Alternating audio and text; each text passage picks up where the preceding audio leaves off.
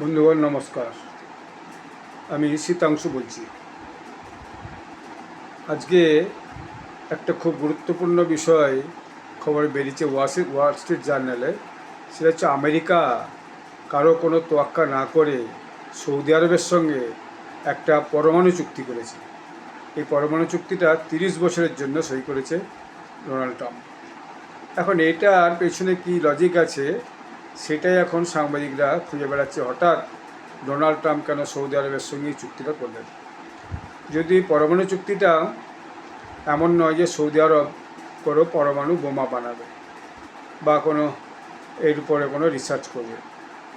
এটা হচ্ছে মূলত যে পরমাণু সেন্টার কেন্দ্রিক যে অন্যান্য কাজকর্ম হয় বা অন্যান্য উৎপাদন হয়, যেমন তার মধ্যে সবচেয়ে বড় হচ্ছে বিদ্যুৎ, মেডিকেল রিসার্চ, মেডিসিন তৈরি এবং আরও যে বিভিন্ন কাজে ডোমেস্টিক ইউজের জন্য যে নিউক্লিয়ার কাজে লাগে, সেইটার উপরে আমেরিকা এই চুক্তিটা করেছে। তো এর জন্য আমেরিকা সারা পৃথিবীর কাছে কারো কাছে কোনো আলাদা করে যে অনুমোদন নেওয়া সেটা নেয়নি, খবরে এটা জানাচ্ছে। শুধু তাই নয়, যে অ্যাটমিক এজেন্সি যে আছে, ইন্টারন্যাশনাল অ্যাটমিক এজেন্সি, তাকে বিষয়টা তারা জানায়নি। এখন আমেরিকা এবং ডোনাল্ড ট্রাম্প, তিনি তো তার মনে যেটা আছে সেটাই তিনি করেন। তো কেন করছেন, আমি এটা নিয়ে অনেকগুলো রিপোর্ট পড়ছিলাম এবং রিসার্চ করার চেষ্টা করছিলাম যে হঠাৎ আমেরিকা এই মুহূর্তে এটা কেন করলো।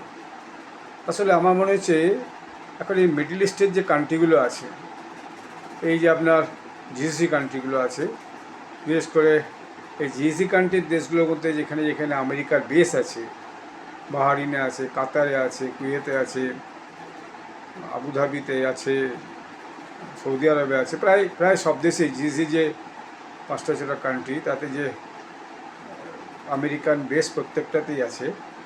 এখন এই বেসগুলো থাকা সত্ত্বেও ইরান যে আক্রমণটা করেছে এই দেশগুলোর উপরে, সেটা থেকে কিন্তু আমেরিকা এই দেশগুলোর ক্ষতিকে রোধ করতে পারেনি বা ক্ষতির থেকে রক্ষা করতে পারেনি।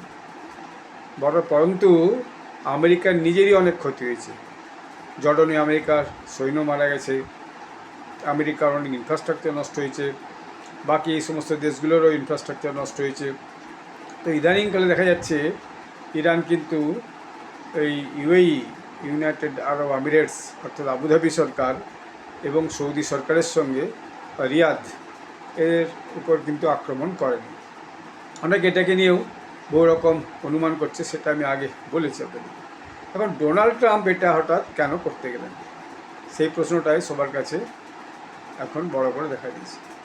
তো আমার মনে হয়েছে এই যে এই অঞ্চলে যে পড়তি একটা প্রভাব আমেরিকার, সেই পড়তি প্রভাবটাকে আসলে রিভাইভ করার স্বার্থে যে হিউম্যান ডেভেলপমেন্টে কাজে লাগানো হবে।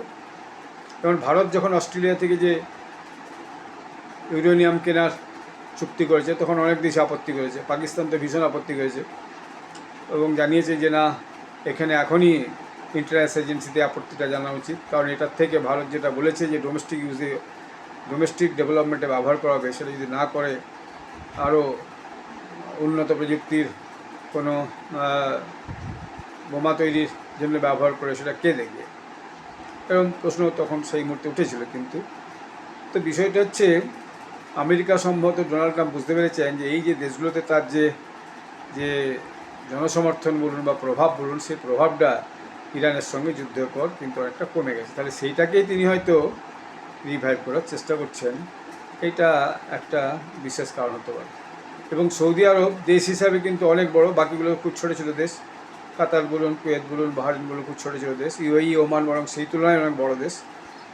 তো এর মধ্যে ডোনাল্ড ট্রাম্প আরও একটা চেষ্টা করছেন, যে সেটা হচ্ছে যে আমেরিকা, সৌদি আরব এবং ইসরায়েল, এই 3টে দেশকে নিয়ে একটা ব্লক তৈরি করা।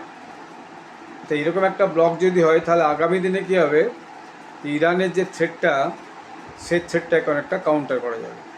আর এরকম যদি একটা ব্লক হয়, তাহলে স্বভাবতই বাকি দেশগুলো পরবর্তীকালে এই ব্লকে যোগদান করতেও পারে। যদি এরকম একটা ব্লক করার ব্যাপারে যেটা উদ্যোগ একসময় হয়েছিল সে আব্রাহাম অ্যাকর্ড, সে আব্রাহাম অ্যাকর্ড কিন্তু বাস্তবায়িত হয়নি।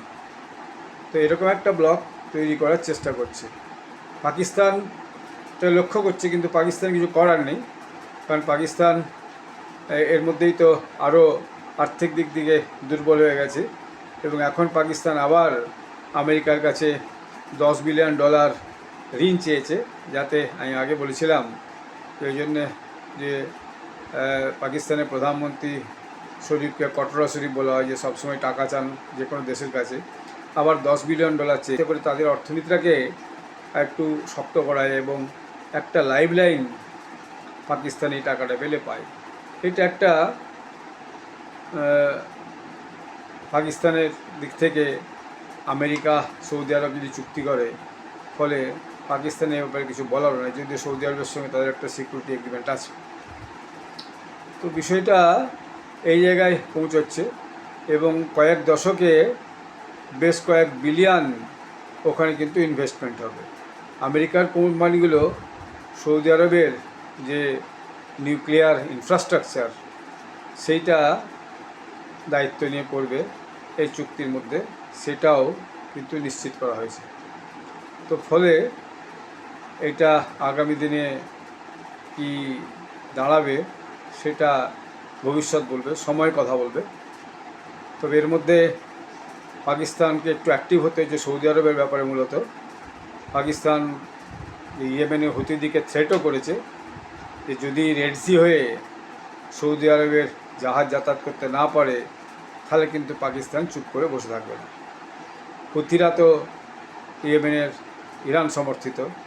তো আমি আগে এটা আলোচনা করেছিলাম যে পাকিস্তান কোনোভাবে এই যুদ্ধে না জড়িয়ে পড়ে, সেরকম একটা সম্ভাবনা তৈরি হচ্ছে। এখন ইরান যদি বলে এবং হুতিরা যদি মনে করে তারা আক্রমণ করবে, সেক্ষেত্রে এরকম থ্রেটটা তারা কতটা গুরুত্ব দিবে আগামী দিনের জন্য, সেটাই দেখার।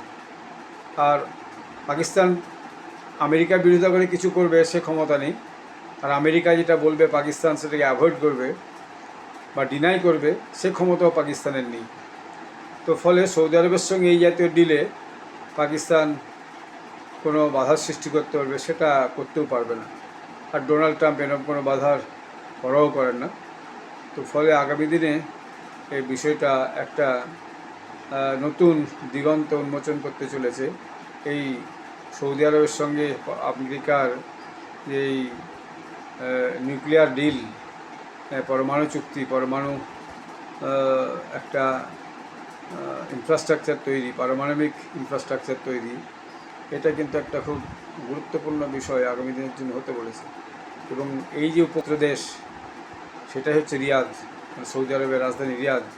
তো ফলে এই জাতীয় একটা মিত্র দেশকে আমেরিকা বেশি দিন ইগনোর করে থাকতে পারবে সেটা পারবে না, যার জন্যই এরকম একটা নতুন একটা টিপস দিয়ে বা নতুন একটা চুক্তি করে বিষয়টাকে আবার ঝালিয়ে নেওয়ার চেষ্টা করছে আমেরিকা, যাতে সম্পর্কটা একদম তলানিতে না চলে যায়। কারণ এই জিসি কান্ট্রিগুলো সবই আপনার মানে যেগুলো সৌদি আরব, ইউএই, কাতার, কুয়েত, বাহরিন, জর্ডন, এরা যাতে হাত ছেড়ে বেরিয়ে না যায় সেইটা একটা দেখার ব্যাপার আছে।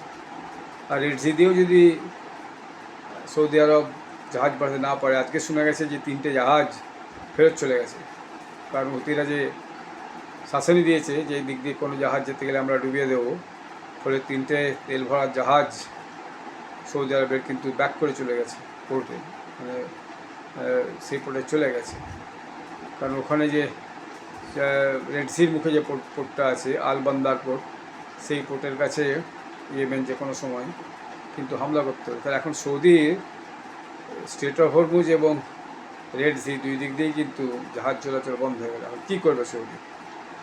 একটা রাস্তা আছে, আমি পড়ছিলাম, কেউ মিলিটারি স্টাডিজ বলছে যে সৌদি আরবের উচিত এখন ডাইরেক্ট ওমানের উপর দিয়ে একটা পাইপ লাইন একদম সমুদ্রে নতুন বন্দর করে নিয়ে আসা, তাতে ইউএই, ওমান এবং সৌদি আরব 3টে দেশ যদি এক হতে পারে, যে যদি বড় পাইপ লাইন, অনেক বড় লম্বা জায়গা হবে, কিন্তু যদি কোনো কারণে নিয়ে আসতে পারে, বা পয়সার তো অভাব নেই, খরচা করতে একটু সময় লাগতে পারে, 1-2 বছর 3 বছর, আজকালকার দিনে টেকনোলজি এমন বেড়েছে খুব দ্রুত সে কাজ সম্পন্ন হতে পারে, ল্যান্ডস্কেপ কি জিওগ্রাফি কি আমার জানা নেই, তবে আমি দেখছিলাম ম্যাপটা, কিন্তু সেটা একটা সম্ভাবনা, অনেকে সেটা আলোচনাও করেছে যে সৌদি আরবের ভবিষ্যতের জন্য কি পথ হতে পারে। একমাত্র ওমান, ইউএই এবং সৌদি, এই তিনটে দেশ যদি এক হয়ে দুটো লেনকেই, অর্থাৎ স্ট্রেট অফ হরমুজ এবং রেড সিকে এড়িয়ে যদি সরাসরি ওমানের মাঝপথে ওখানে আরাবিয়ান সিতে যদি একটা পোর্ট করতে পারে এবং সবাই যদি ওইখানে তেলের লাইন দিয়ে তেল পাঠাতে পারে বা তেল পাঠানোর জন্য বিশেষ একটা পাইপলাইন ব্যবস্থা করতে পারে, সেক্ষেত্রেই ভবিষ্যতের জন্য এটা একটা সুরক্ষিত তেল বিক্রির ব্যবস্থা সৌদি আরবের এবং এই থাকবে। তা নাহলে অবিরত এই ইরানের থ্রেট স্ট্রেট অফ হরমুজে এবং হুতির থ্রেট এই রেড সিতে, এটা কিন্তু চলতেই থাকবে। এই বিষয়টা এখন এমন একটা জায়গায় দাঁড়িয়ে গেছে যে এই দুটোকে যে কোনো সময় ক্যাশ করা যাবে, এই দুটো ব্লক করে দিলেই যে সারা পৃথিবীকে নাড়িয়ে দেওয়া যাবে, তেল যাতায়াত বন্ধ করে দিয়ে, এটা কিন্তু এই ইরান আমেরিকার যুদ্ধের আগে পরিস্থিতিটা ছিল না, স্ট্রেট অফ হরমুজে তো মোটেও ছিল না। ইতিউতি ঝগড়া ঝামেলা হতো, সেটা আলাদা কথা, কিন্তু এরকম যে একটা পরিস্থিতি, এই পরিস্থিতি কিন্তু ছিল না। তো এটা ভিন্ন বিষয় যদিও, তবু প্রাসঙ্গিক। যাই হোক, আমেরিকা যে চুক্তিটা এখন সৌদি আরবের সঙ্গে করলো, যে পরমাণু এনরিচমেন্ট, ইনফ্রাস্ট্রাকচার মানে ডেভেলপমেন্ট, মূলত সিভিল হিউম্যান ডেভেলপমেন্টের কাজে, হিউম্যান ওয়েলফেয়ারের কাজে পরমাণু ব্যবহার করার যে চুক্তিটা করলো এবং সেখানে ইনফ্রাস্ট্রাকচার তৈরি করবে, এটা কিন্তু একটা এই অঞ্চলের জন্য খুব গুরুত্বপূর্ণ হবে, খুবই গুরুত্বপূর্ণ হবে। তো আগামী দিনে কী হয় আমরা সেটা দেখার অপেক্ষায় থাকবো। আপনারা সবাই ভালো থাকবেন, আপনারা চ্যানেলটি সাবস্ক্রাইব করবেন, ভিডিও লাইক ও শেয়ার করবেন, আপনাদের গুরুত্বপূর্ণ মতামত জানাবেন যে আপনারা কী ভাবছেন। যারা জিও পলিটিক্সে ইন্টারেস্টেড, আমি তাদের জন্য অনেক রিসার্চ করি, খবরগুলো করি, আপনাদের মতামত জানবেন। ভারতের এখন বহু খবর আছে, কিন্তু আমি ভালো না এই খবরটা আমি যখন ওয়াল স্ট্রিট জার্নালে দেখলাম, এইটা আপনাদেরকে জানাই। সকলে ভালো থাকবেন,